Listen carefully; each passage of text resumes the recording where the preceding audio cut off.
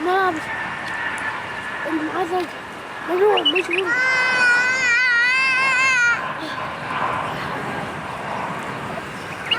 حريم يشتغلون ويجيبون عيالهم.